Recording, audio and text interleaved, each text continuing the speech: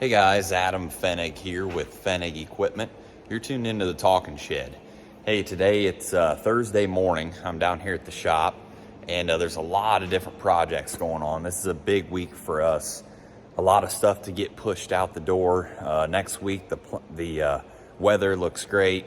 Some planters are probably going to be rolling in Ohio and Indiana in some southern parts of it. So we're getting things pushed out, but I'm going to turn this camera around and I want to walk through some of the projects that we're doing here and take a closer look at them.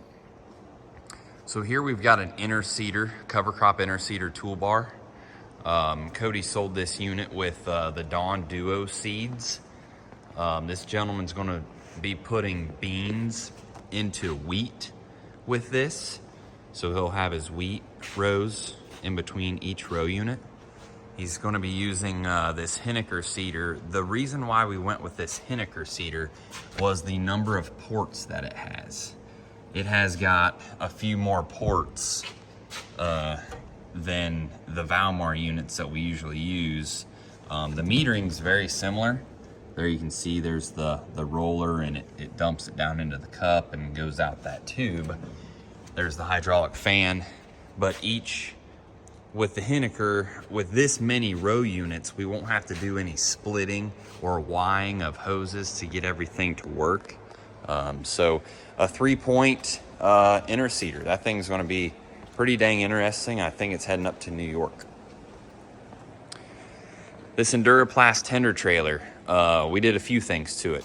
Brent put 3-inch fill on here. The customer wanted to be able to fill this tank here with his 3-inch pump. So we put 3-inch and ran 3-inch hose all the way, drilled a new bung in the bottom, and did that.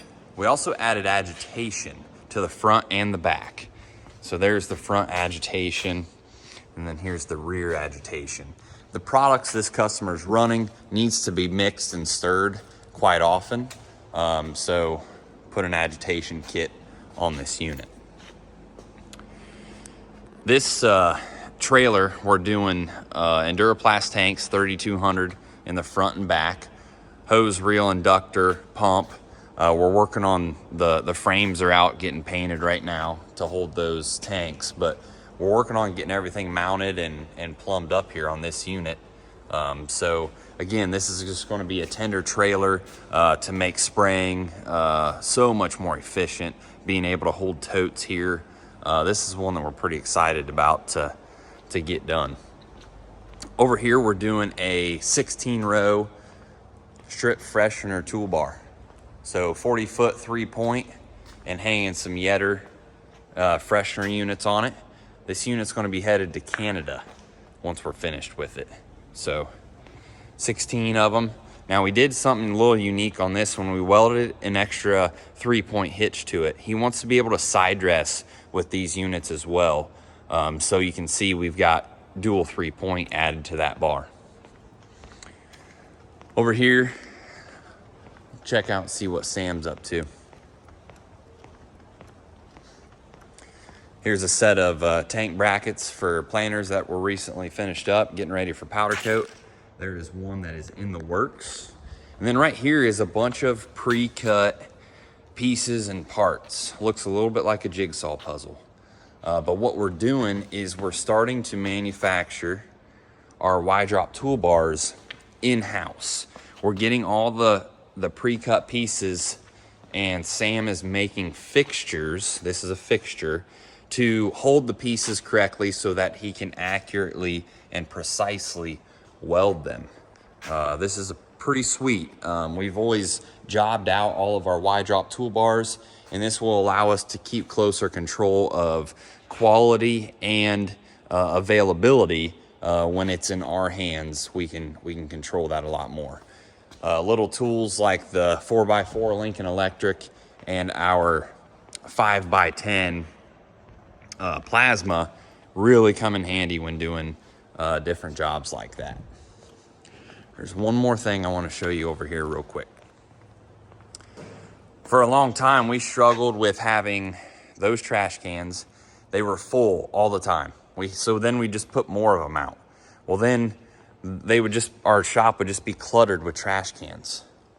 So now McCullough's over there in Kenton, Ohio, make these self-dumping hoppers. So one of these is going to be for our steel material. So if they're over there on the plasma or cutting stuff on the bandsaw, our remnants will go in one and our trash will go in the other.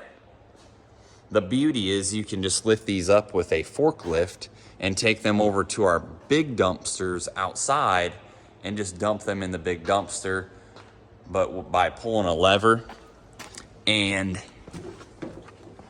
what you do is you pull this lever right here, it will dump the hopper while you've got it on your forklift, and then you tip it back over, bring it back inside. And yeah, these things, I'm pretty excited about these. It's gonna make us a lot more efficient. Everything's gonna be cleaner. And I think these are 1/3 cubic foot hoppers. They're like 33 inches wide and 50 some deep. So these are handy. If you need one in your shop, we got them there at Wright's, which division of McCullough's, there in Kenton, Ohio. So that's all I've got for today. Again, busy week this week, and we're going to end it on a good note, getting a lot of these projects wrapped up. Thanks for tuning in.